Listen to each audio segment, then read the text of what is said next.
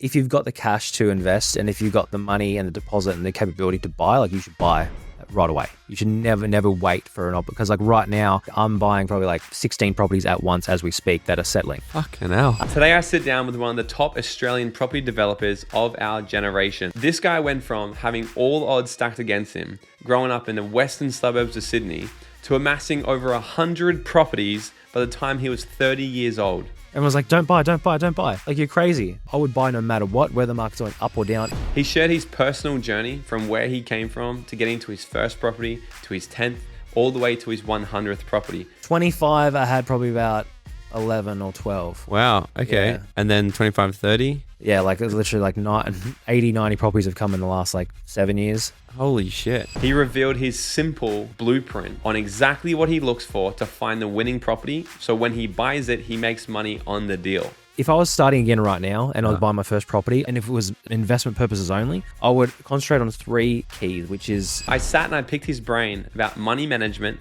how he thinks, and how you can start to replicate the exact steps he took to not only create massive financial freedom in his 20s, but go on to make millions and millions of dollars. Have you got any strategies on how people can manage their money better so they can actually set themselves up for more wealth? I think managing money, like there's so many basic stuff that a lot of people still don't do, like even just putting together. If you're someone who wants to create financial freedom, if you're someone who wants to get wealthy, if you're someone especially wants to do it through property, then this is your episode. If you're brand new to this channel, hit that subscribe button so you never miss an episode, because we put out episodes every week to help you learn the skill set and the mindset to create your dream life. Now, without further ado, let's get into this interview. Help me welcome the one and only 2 times best-selling author and property expert, Eddie Dilleen. Eddie, welcome to the podcast, my friend. Thank you so much for having me. Super excited. Mate, after everything we were just talking about before we started recording, I'm fired up to dive into this conversation. So to give these guys a bit of a background, so you're 32, you've got 100 properties yourself. You're helping so many other people get into properties as well. You've written a couple books about it. So I want this episode to be a freaking masterclass on how do we not only get into property, but how do we create wealth young through property. So I want to give these guys a bit of a backstory as well as understand you a bit more. You were saying where you grew up is one of the gnarliest suburbs here in Sydney, Mount Druitt. So you didn't really come into a family of wealth or anything like this. So tell us, I first want to know, so you say you're working at McDonald's at a young age. You start to look around like people are acquiring assets. I need to get into this stuff. I'm going to wait till I'm 18 to get my first property. Walk us through acquiring your first property. I want to go there because a lot of people haven't even started there yet, let alone 100. So how did you actually first get into this property game and know that this is the path I'm going to follow? Yeah, so that first one, like I saved up for probably about 2 years. So I was working at McDonald's, and I was working at McDonald's from literally when I was like 14 years old. So when I hit 15, 16 and I started to realize, hey, I come from a really rough neighborhood. No one in my family owns a property at all. I'm super kind of like, grew up in poverty essentially. I was like, I need to buy a property as soon as I can, because people that have property usually do pretty well in terms of their cash. So I saved up from the age of 16 to 18 for like 2 years, and it was only about $200 per week. So I was saving up like literally over that 2-year period, I saved about $20,000, which wasn't much. And I ended up buying a first property, which wasn't where I lived. A lot of people just only look where they live in terms of their neighborhood, but it was an affordable area on the central coast of New South Wales. So, and that I couldn't even afford a house back then, because even houses back then were like 400 to 450,000. So I bought what I could afford, which was a 2-bedroom unit, and that was on the central coast. I paid literally $138,000 for that, and I used the LMI, so I did a 10% deposit for that. Right. Okay. So yeah, because I want to understand everything about this, right? Because people want to get in their first property. So obviously this was not your home. You purely looked at it as an investment. That's right. Yeah, I was still living at home at the time. I was like literally 18 years old. I grew up in Mount Druitt with my single mum who was on pension. So we lived in housing commission. Like mum couldn't even get a house because she was only source of income was that. But yeah, I wasn't going to move out at 18 at all, because I was still working at McDonald's. So I was like, I'm going to get into a property and I'll rent it out. Maybe I'll move into it one day. I never ended up doing that, but I just bought the property and rented it out right away.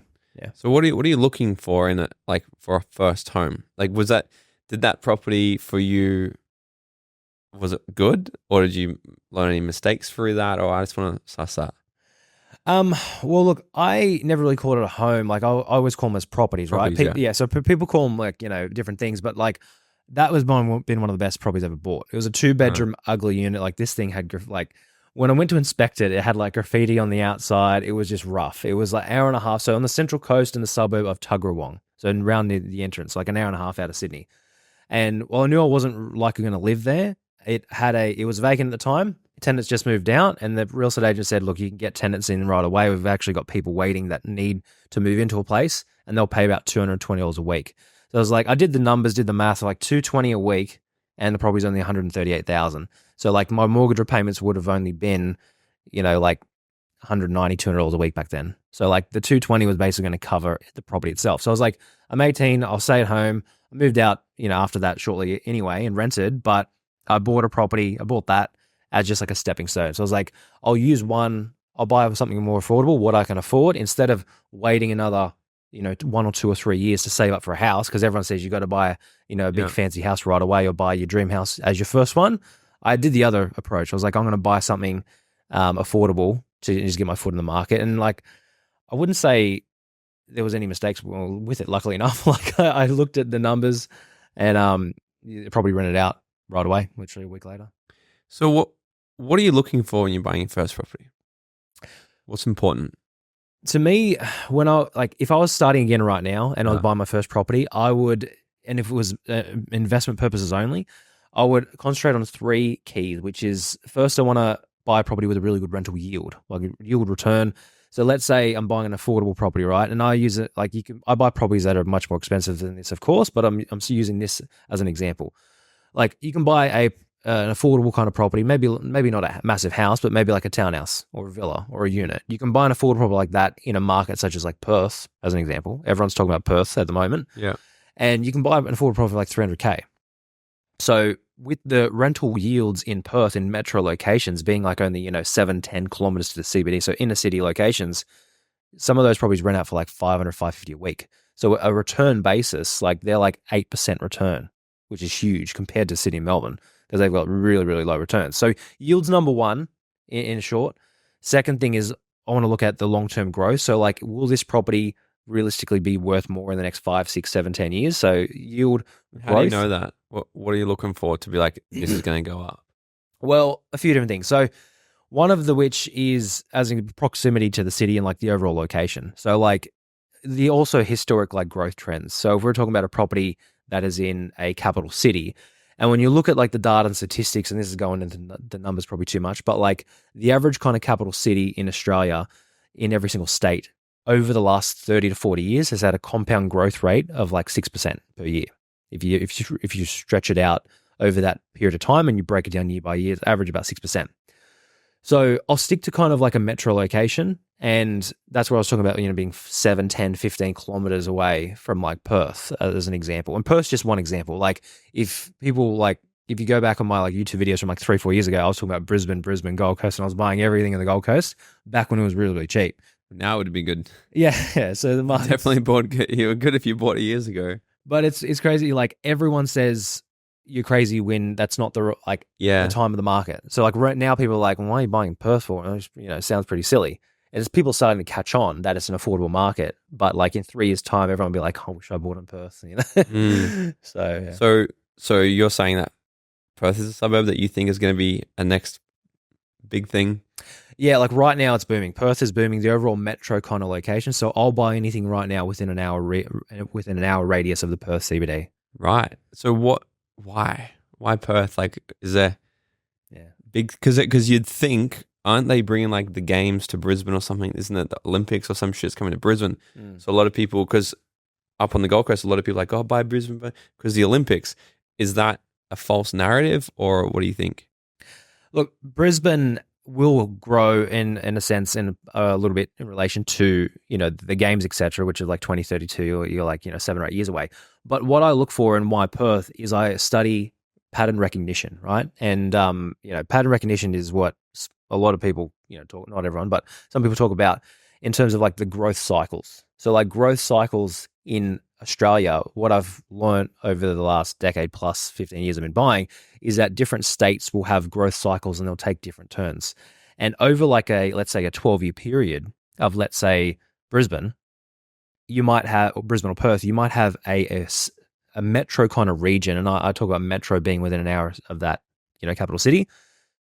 They'll have like periods within 12 years where they boom. So you've got like this boom phase, which basically a metro market doubles over like sometimes 3 to 4 years. And Brisbane and Gold Coast, as you're saying, it's just done that. It's gone up like significantly.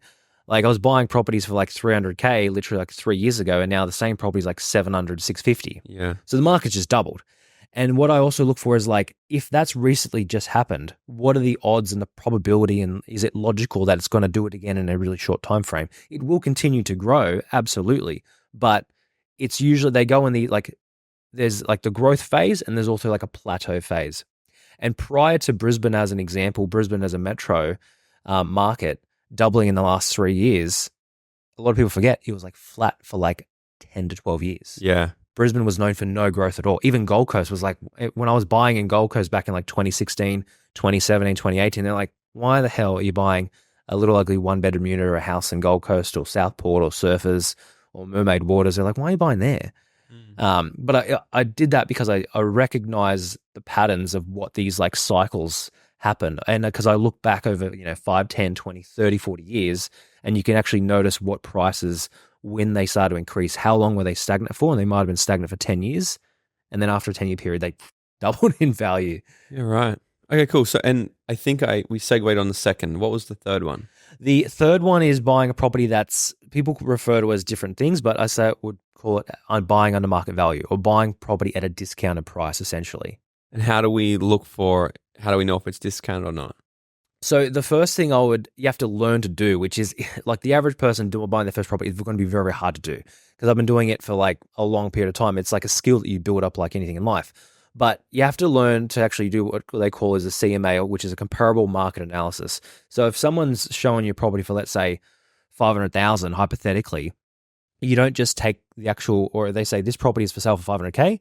The average person will be like, oh, that's what it's worth. They're asking 500,000. Maybe I'll offer 470 and get 460, get a bit of a discount, but that's what it's worth. Mm-hmm. The asking price, if you look on real estate or domain, like when people scroll on real estate or domain, the asking price isn't what the property's worth at all. But that's what people like often think. Yeah.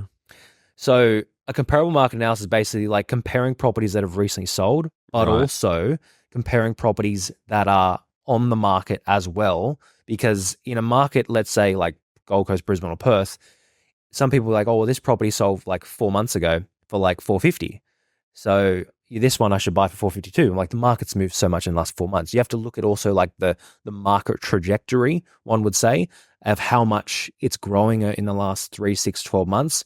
Because if something's, you see it all the time, you probably notice as well, like something sold for like 3 months ago for like 800K. Now they're asking for like 900K, like 100K more in 3 months.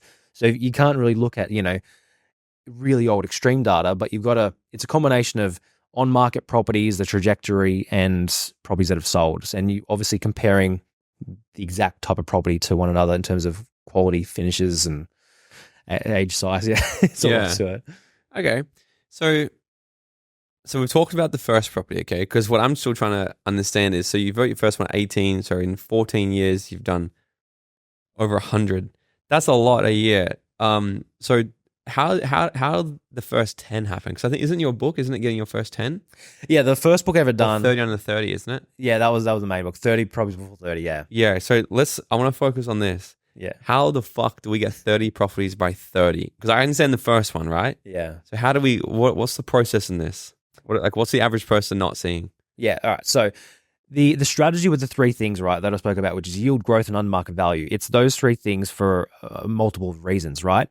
So the 2 things you need in terms of being able to buy even your first 10, as an example, is you need to come up with the deposits, and because you're not going to buy them all outright cash unless you have millions and millions of dollars.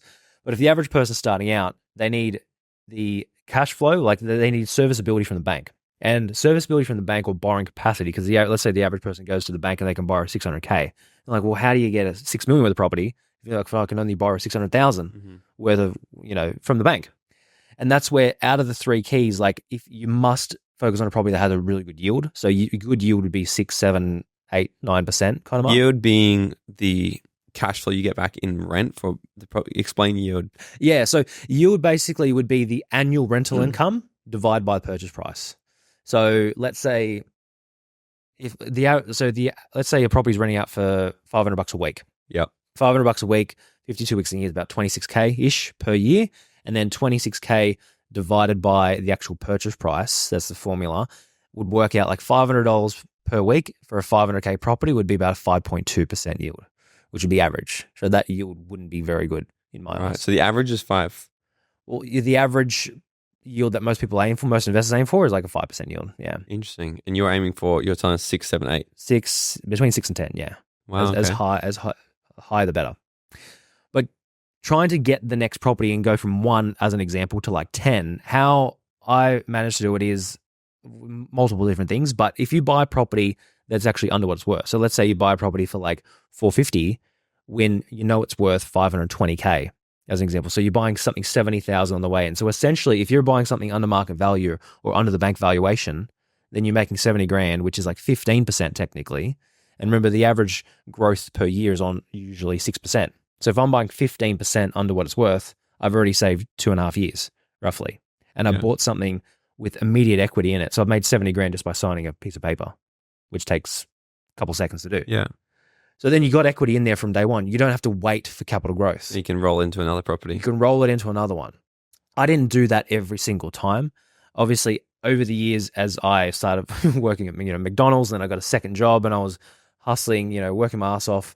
I was a bartender as well, and I'd work, in an office and all that kind of stuff. So I would save genuine deposits as well. I didn't just use one property and use the equity to buy 100 of them.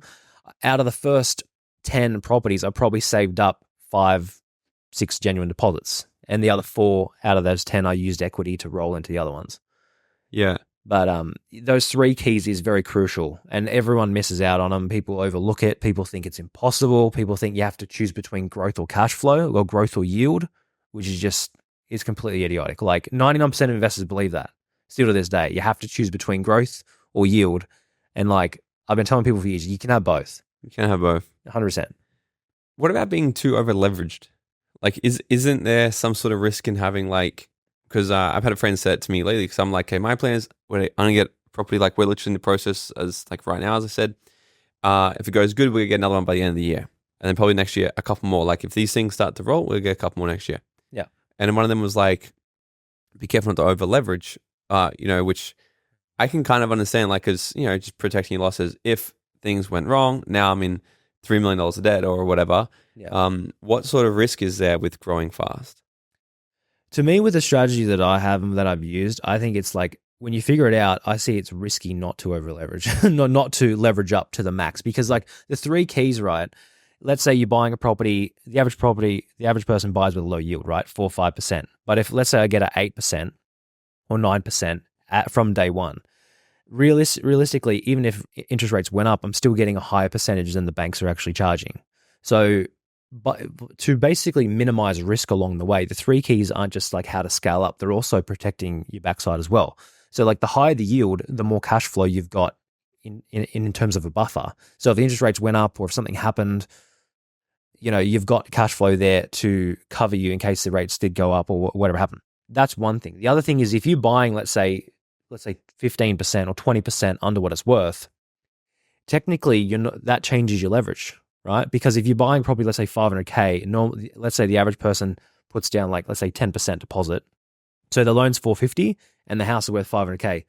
But so many people would say their LVR is 90% in terms of leverage, right? So people say that's high leverage or average leverage, whatever it is. LVR? Loan to value ratio. Loan to value ratio. So like when people say it's high, a person is it risky to be highly leveraged? Well, if you're buying 20% under what it's worth, then your leverage has already decreased by 20%. So if you put in 10% or 20%, let's say you do a 20% deposit and you bought 20% under, then you're really 40%. Your LVR is only, your loan to value ratio is only 60%, not 80. So you've got to, and let's say in all of Australia as an example, like during the GFC, the market in Australia the max it went down was like 9%. And that was like the biggest. It wasn't like America's obviously was a totally different market, and stuff, happened, and stuff crumbled and dropped dramatically. But over the last 40, 50 years, Australia's never had a massive drop more than like 9%. And that was really just a pullback. It wasn't even a drop. People talk about a bubble bursting, but like that's not even a bubble. Like it's only came down 9-10%. So like even if I say hypothetically the worst thing happened, we had another GFC right now and the market dropped by 10% again, or even 15%, I've still bought 15% under what it was worth to begin with. So literally the market, even if it dropped 15%, which is never done in history, it still would have went back to what I paid for it. So it's like, to me, it's the safest is if you stick to the 3 keys, which is hard to do, but you can figure it out. It just takes knowledge, education, and educating yourself, etc., and learning from people that have actually done it before. Then like it mitigates all risks. Yeah. And then especially being you mentioned you're younger than I am. Sometimes the biggest regret and the biggest risk is not taking enough action, because then when you're like 50, 60 years old, you'd be like, shit, I could have bought all these properties. Like talk to a 50, 60, 70-year-old and be like, do you wish you bought more properties? Or like they'll tell you they would kill to go back in time. They would take way more risks, which to me, they're not even risks. That's what we're like, I'm 30 now. And that is a whole thing we're thinking now. It's like, okay, the 30s is mass wealth build. And like my 30s, I want to, like, because my 20s, I worked my ass off creating income. And I've become very good at creating income. We've got multiple companies and we do well there. But now I'm like, okay, the next, it's like, I want to get my money. Now the 30s is all about having my money make even more money. So we really focus on this. And I feel like I'm behind the 8 ball. You probably do as well. Actually. Do you ever feel like, fuck, I still haven't done enough? Yeah, always. Like, it's like every high achiever I've ever met still feels, doesn't matter how much you've done, it always feels like, fuck, I'm behind. Yeah. It's like this sick thing inside of our heads. So it's, but what I like is like, were you fascinated on property? Like, were you curious on it, excited by it, or were you just like, this is a proven way to create wealth? I was always excited about property and real estate itself. Yeah. Like I always and I think possibly because we, as a family, like I grew up with a single mom and a pension, and we lived in a housing commission, so it wasn't our house. And I was like, all my friends, when I went to school, and they're like, oh, come over to the house. And I was like, they bought the house, and they said, oh, they bought the house like 10, 15 years ago, and they did this on it. We couldn't do anything to the house. So like couldn't renovate the property. If you do any kind of updates to the property we lived in, because it was like literally government housing, like it goes to waste. Like it's not like you're going to sell it and get more money if you try to renovate it. So it's like, I didn't have that growing up. And maybe that's where I was like, oh, I want that. That's something I didn't have. So I want it. Maybe, I guess that could be why. Yeah. Cause I think that's like, I've always grown up with, we grew up in a house where Dad we would rent. Then as we were building, we'd build a house, we'd build the home. We lived in the home. He got bored of it. Then he was looking again. And whenever we'd go driving as a family on a Saturday and we went to a random fucking location and we stop at a random block of land, we all knew. We were like, thanks. We were like, fuck's sake, man. Here we go again. It's like new property where he's looking for a new property. And so we went through all this, right? And I had Dad always telling me, because I used to be a carpenter as well. So everyone was like, you should get into property. But I was just never excited by it. Yeah. But then I follow what excited me. And that's the advice I give people. It's like, because if I talk to, one of my mentors has over 100 companies. If you ask him, what's the best investment? He's going to say business. My other mentor, he has a couple hundred properties and he owns an island. Wow. And every time I talk to him, he's like, buy fucking property. Yeah. I talk to one of my other mentors and business partners. He's going to say, buy Vanguard, buy index funds, right? And because everyone's going to be biased based off the things. And if people ask me, what should you invest in? I'm going to say yourself. Yes. Because I've invested over 300K into myself and personal development. I've created myself as a money-making machine. Although I still think that's probably the best place to start, investing in yourself.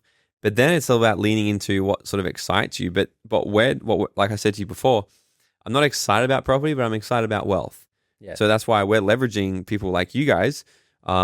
Like not yet, but like we're using buyer's agents because I'm like, I don't like it. I don't want to like it, but just, I don't even want to look at the property I buy. Just go and get stuff. So for the people like me out there, what's your advice to them that they know property's good, but they're like, it fucking hurts my head. It doesn't excite me. What advice would you give to them? What's up, Dream Nation? Have you ever wondered how far ahead your life would have already been if you had got access to this type of content at a younger age? Look, this is why I need your help. I'm trying to build the #1 personal development platform out there to teach you guys the tips, tricks, and attitude of what it takes to live your dream life and to bring the type of education that we all wish we had in school. This show only grows by word of mouth and new subscribers, so it would mean the world to me if you could smash that subscribe button right now, leave us a 5-star written review or drop a comment below and share this episode with a friend. I would be forever grateful. All right, now let's get back into this episode. I'd say, look, you have to learn a little bit about it at least, because you don't want to be, buying something that just, if you use a buyer's agent, I would say use someone that actually has done it before themselves. Like you can use a buyer's agent, buyer's advocate, whatever. That make sure they got proven a track record for actually growing their own portfolio. That's the biggest thing, because like as I was saying before, buyer's agents are everywhere, and like they're propping up little franchise every single where. There's like the McDonald, there was one on every corner now, a different buyer's agent, and they're like, you can invest, and they're all saying you can invest in property, but a lot of them like don't even have any property. And there's ads there's ads all over YouTube and Facebook and Instagram now saying, oh, you can become a buyer's agent, make 6 figures, make 7 figures, no experience required. So be careful that like the average person out there, be like, oh, I'll use a buyer's agent because I don't know what I'm doing, and then they'll just you have mentors. Why? Because you're getting information from them because they've got real life experience. So yeah, if you can't be bothered, obviously use someone, but just really do your background checks on them, and make sure that they've actually proficient in that, and make sure the strategy is very sound. Yeah. Okay, so the everyday Australian right now is listening to this. Well, probably not the everyday Australian. A lot of people listen to this are doing well or have high ambitions, but it is getting harder to live. Okay, so what about for the people right now that are like, fuck, I'm doing okay. I'm making 100K a year, but it's still not even enough. What's your advice on what's really necessary to get that cash together and actually get started? Like, have you got any advice to them on? Because I'm just wanting to overcome the objection that they're thinking in their head, well, it's fucking easy, but I just can't get in my first property. Good question. So a few different things. Like when I first started, I did a 10% deposit, right? So they call it lender's mortgage insurance, or LMI, right? And the average kind of sentiment is that the average idea that you have to save up 20% deposit for your average kind of property. If I was getting started again and I was on, had bills and all that kind of stuff, and I was struggling to kind of save up cash, I would get in with as small deposit as possible. And in Australia today, you can get in with as little as 5% deposit. And also, I would say if you can start off with an affordable investment property first, right? Might not be a massive house, but it could be maybe a villa, a townhouse, or a unit, right? My first one was a 2-bedroom unit. So everyone's have to buy a house, have to buy a house. I'm like, I own 101, 102, over 100 properties. If you actually look at the type of properties they are, yes, 30, 40 of them are houses. But the other, 60 odd properties are units, villas, townhouses, commercial properties, that kind of stuff. So, people have this vision in their head that they have to have this type of property. So get started with a 5% deposit will be one. Buy an affordable property, which would be 2, which as an investment property first, to use it as a stepping stone. And you can buy properties as an example in Perth, or even ones in Brisbane still, or metro regions like Brisbane, for 350,000. So let's say 300K, 5% of 300K is 15 grand. So to me, if you work at Macca's, I was working at Macca's when I bought my first one, anyone can save 15 grand. So it's possible. You don't have to have 300 grand in savings to get the first property, but you can start off with 15, 20 grand, really. I think a lot more people have more money than they think. They just buy stupid shit. Yeah. So I've seen it a lot, because I've been in business now for 9 years, and obviously all about selling shit. And when I hear people's money objections, it's well, I don't have the money for that. Well, hey, if you're dead broke, it's okay. But then they break down. I've even had, perfect example, I had somebody last year. Because I'm like, dude, you work in the mines. Come on. Let's look at your finances together. And no shit, every single dollar he made every week went somewhere. But it was mostly because of all the crazy fucking shit. Debt or this or owing money there and all these sorts of things. And it's about the money management. Because I'm going to assume that if you can't manage $100, you're probably not going to be able to handle 100 properties. Yes. So what do you sort of do, or what advice have you got around money management? Because I'm sure when people come to you, they want us to get into property. I'm sure this is probably something you work with people on, right? How do you get your finances in order so you can actually start to build wealth. Have you got any strategies on how people can manage their money better so they can actually set themselves up for more wealth? Look, I think managing money, like there's so many basic stuff that a lot of people still don't do. Like even just putting together a budget. Like, when I was first getting my first property, you have to budget. It's like 101 finance, right? You have to budget. When you are, and realize like when you're, in terms of the time you've got, if you're, let's say 20, 30 years, 40 years old, whatever age you are, 50 years old, like you've got more time to, dedicate towards doing it. So if someone's to say, someone's 30 years old now, and they're going to dedicate the next 3 or 4 or 5 years or 3 years to that, like you might, be in a hustle phase for 6, 12 months where you're trying to, work harder hours to make more money, or you're cutting out, going out, spending, lunches and dinners and all that kind of, like, it's obviously you want to live as well, but I was always very frugal, and you got to learn to be like that. You don't have to be like that forever, because everyone wants to buy, stuff and have nice cars and have nice watches and all that kind of stuff. But like a certain period of time, like you gotta eat shit and you gotta go hard for whether, that period of time. And I did that, from like literally 16, I'd say, to like 25, 26. I only did it for like 7 or 8 years, but I was still traveling as well. But I was just trying to live frugal and as well, because How many did you get in that time? Between 18, 25. 25, I had probably about 11 or 12. Wow. Okay. Yeah. And then 25, 30? Yeah, like it's literally like 80, 90 properties have come in the last like 7 years. Holy shit. So it's like a snowball effect. Yeah. Yeah. So what is the first, what's the people going to aim for? Is it like your first 10? Is it the 20? Like what is the first like big milestone where we need to prepare mentally that it's not going to be exciting at all for this first few? Look, I would say aim for 10. And I've got a new book coming out, say how to buy 10 properties fast, right? And that gives you different strategies on how you can do it as in 7 years, 3 years, or even 1 year. Because different people with different backgrounds, someone might have a lot of capital and they can literally buy 10 properties in 12 months. And that's coming from, I've done it, real life experience, right? But people, it might be like, one person that has a business, or a mum and dad that have equity in their current property in Melbourne or Sydney. They got 500K equity. Like you could turn that into 10 properties in 1 year very easily, or 7 years. But the average statistics in Australia shows that property investors, they usually get stuck at only 1 or 2, and like less than 1% get 6 or more. Wow. So in terms of a numbers game of the types of like the number of properties, like if you're going to do anything, you want to try to be the best, right? You want to try to, so, people say you aim for the moon, you land on the stars, etc. So if you aim for 10, even if you hit 7, you're still in the 1% club. I want to know, because right now, like it seems like you turn on social media, you turn on the news, and everything's doom and gloom. Interest rates are super high, and it sounds scary to get into property. Like everything right now is sort of saying not to. What do you think of it? Because then there's people like you just fucking buying more. And every property investor I talk to, actually, they're like, I just keep buying more.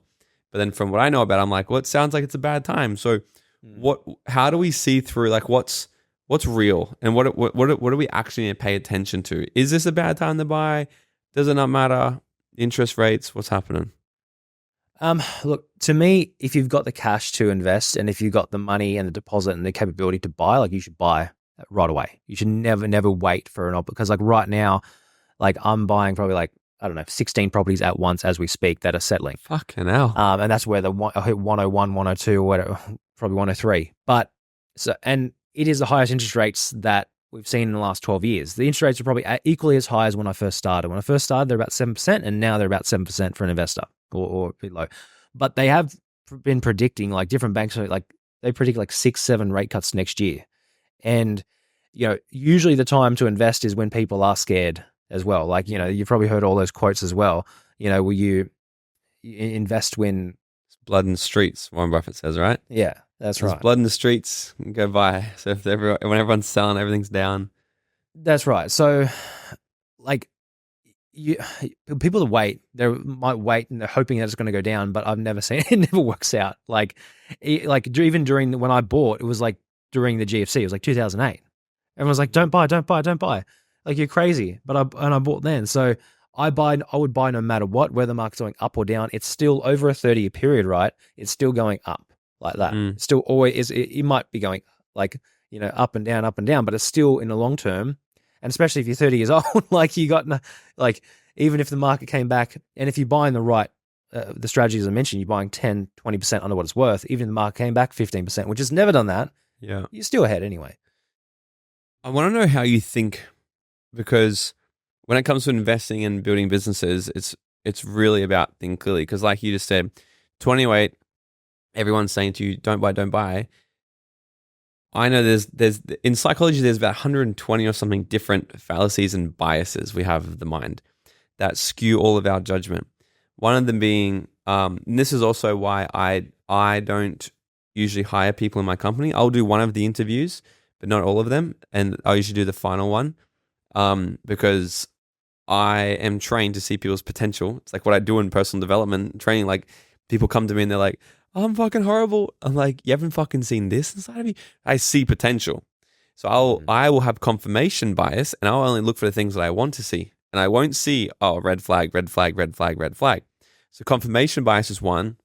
If we're looking, we're going to actually go and seek evidence to show back to us that this is true for us, so we feel like it makes sense.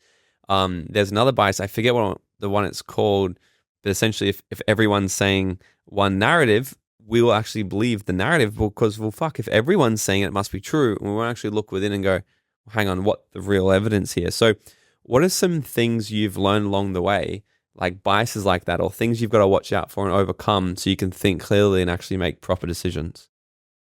Some examples, you mean like examples in relation to property? Yeah. Yeah. So the first type of property is a massive one. There's a lot of them, but I'll start with type of property. So like the average kind of person they talk, I want to buy my first house or home or house, right? But there's different types of property, as I mentioned. There's, houses, there's townhouses, villas, units, apartments, commercial properties. There's different types. So they're all properties at the end of the day. It's all real estate at the end of the day. But the average kind of bias out there is that people must buy a house. And then the next thing is they must buy a house on a 600 square meter block of land because they've got a backyard. Like if you're not going to live in it, then why does it matter what type of property it is? Like with different types of, so that's one thing. People will be like, I speak to people today and it drives me insane because they're like, oh, well, I have to buy a house first. I'm like, you come to me for help. I didn't buy a house first. Like, what do you like? So you can buy different types of properties, and the bias out there is that houses will grow more, that they have more capital growth. Where I bought hundreds of property, I own over 100 properties myself, and I bought thousands of properties over the years, negotiated thousands, and I've seen firsthand that houses don't always outperform units, townhouses, and villas and commercial properties. They don't always have higher capital growth. So that narrative is wrong. That houses have more growth and the land, it's only the land that goes up in price. Do you think that's from the great Aussie dream, get your first home? Do you think that's the narrative that people unconsciously follow, where they think that they'll have to buy a home first? Yes, 100%.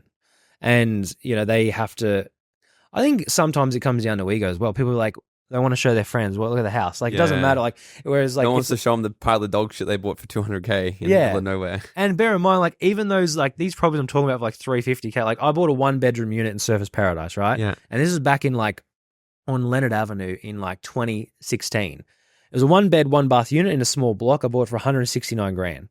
Things worth, like, it's probably tripled in value since then. But everyone's like, why are you buying a 1-bedroom unit? It was in one of the old blocks. It's only got 10 units, like a boutique style block, big block, like, but in Surfers Paradise. So it's a good location. They're like, why are you buying that? It's not a house. It's not going to grow in value.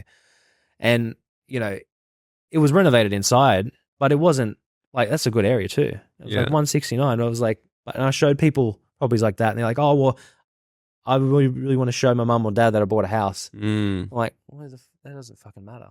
So they're too caught up in still what other people are going to think about it. Yeah. Is there certain things like you so there's another one called recency bias, right? So my business partner and I talk about this a lot with crypto. I don't know if are you a fan of crypto or no?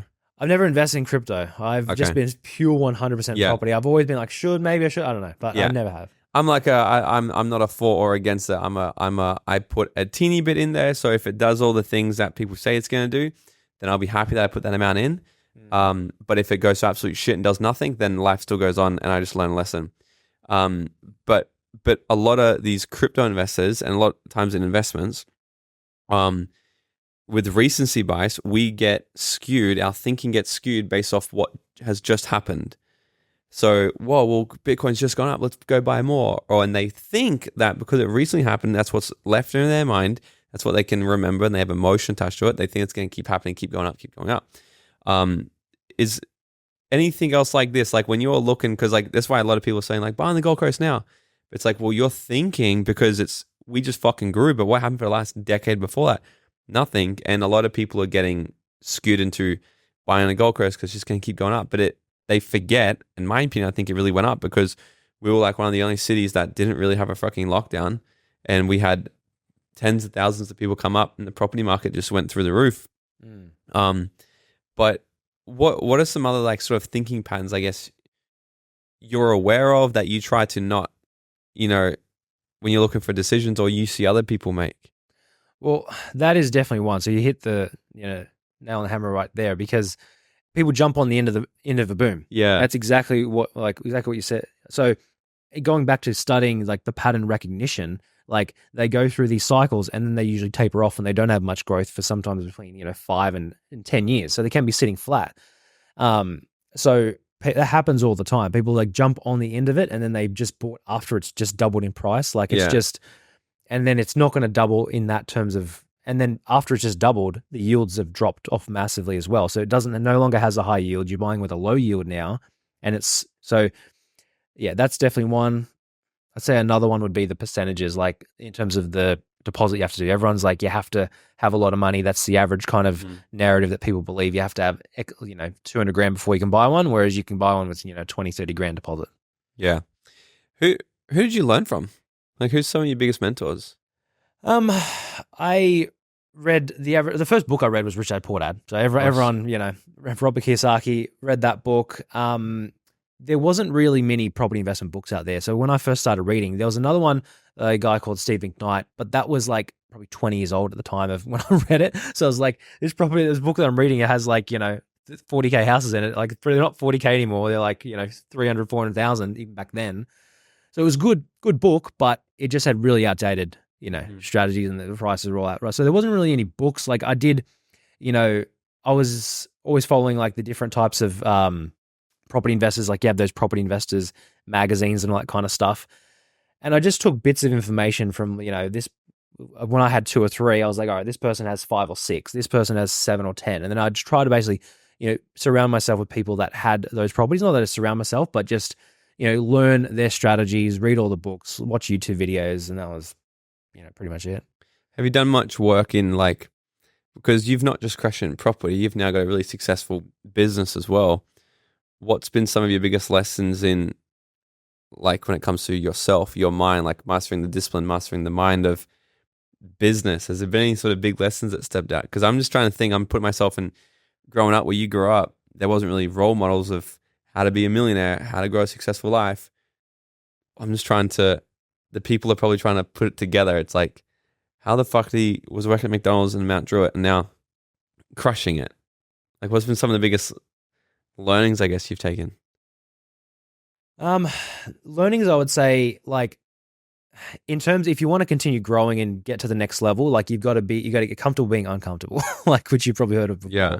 Like and even buying as many properties as I have or growing the businesses that I have grown, like you've got to, like, it deals with constant stress. If you want success, you got to learn to deal with the stress that comes along with it.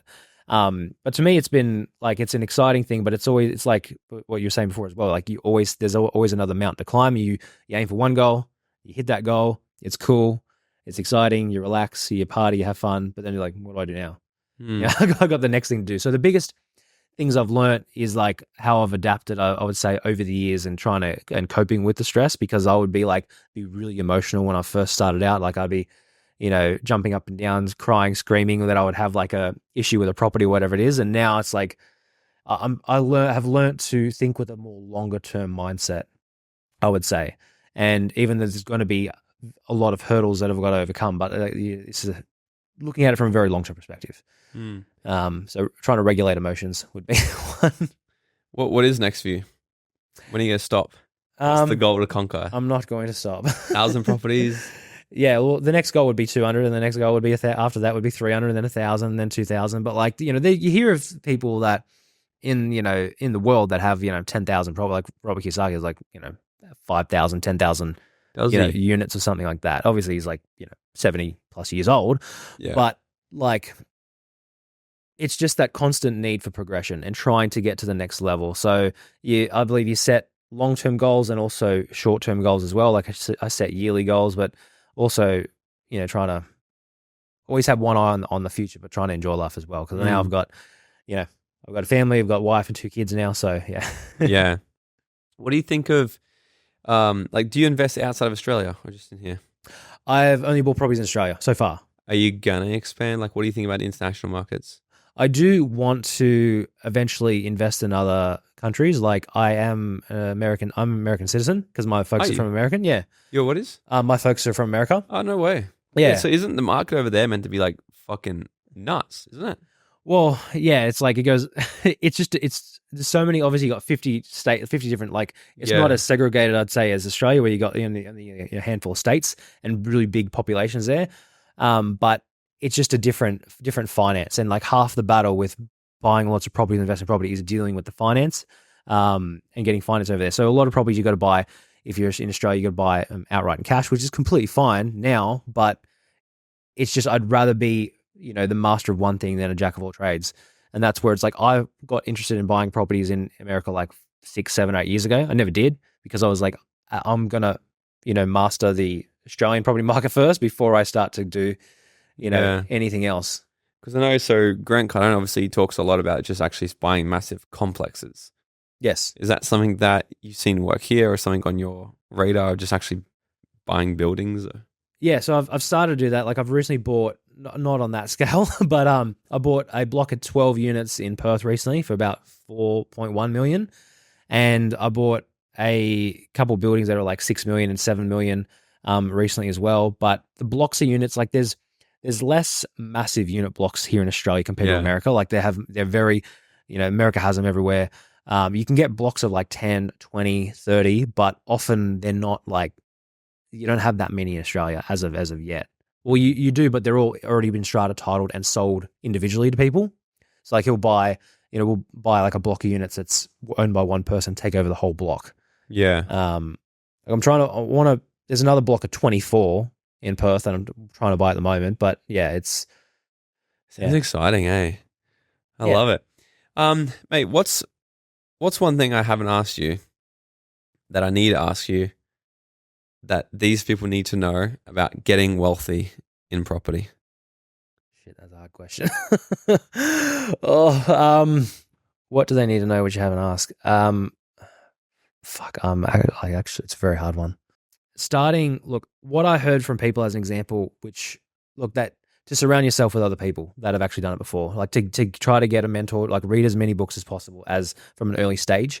I started reading all the property investment books like Rich Dad Poor Dad, but I left it like, when I figured out they were out there, like you didn't have podcasts and all that kind of stuff back then. I wish someone told me sooner the information, like how long-term the property market is. Like people think you're going to get rich in like, 1 year, 2 years, whereas like you can make a lot of money in real estate within 1 or 2 years, but it's really the power of, the compound effect, like, and compound growth over that period of time. Like you can never learn that soon enough. And then there's 1,000 things. Yeah. It's a hard one. Sorry. I love it, man. Wait, dude, this has been good and like so freaking valuable. So where can everybody find you on social media and get your books and see everything you guys do? Yeah, so I'm on Instagram, Facebook, social media. You can go to the website, which is Dilleen Property, or my name, Eddie Dilleen, .com.au. And you can get the book. Like we've got the book, the first book, 30 Properties Before 30, which was like bestseller, went really good. I'm super happy with it. We've still got those, like they can literally get it on the website for free. So jump on there, get a copy of the free book. We've got another one coming out that'll be in all the bookstores as well. How to buy 10 properties fast in the next month or two. So yeah. I love it, dude. Beautiful. Well, to wrap this up, I got a final question for you. If you were to go back to your 18-year-old self and give him 30 seconds of advice, what would it be? 30 seconds of advice, I would say take more risks and take more risks with property, or like get started as quick as you can. Take more risks, learn, make friends with a really good mortgage broker as well, in terms of like learn about finance, learn more about finance sooner. because I didn't learn a lot about the finance aspect of how I can buy property and recycle the equity and get it into another one right away. So I would like learn about finance as quick as possible. And like the quicker, if I knew that from the get go, like I would probably have 10 times the amount, I'd probably have 1,000 properties already. If I learn the intimate details about finance, you know, how to get loans, valuations on properties, and you can't study that. Like you have to really like learn from, you know, a investor who's done it before, or a mortgage broker that knows that actually has properties as well. Like because some brokers don't have any properties themselves. So yeah, that would probably be number one.